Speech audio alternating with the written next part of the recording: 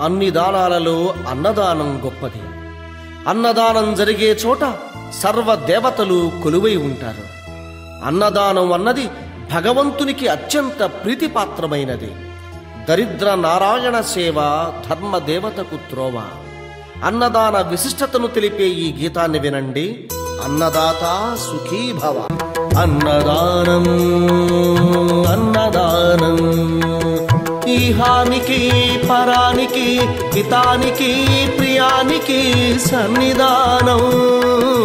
అన్నదానం పిన్నిదానం అన్నదానం అన్నదానం అన్నదానం అన్నదానం అన్నదానం.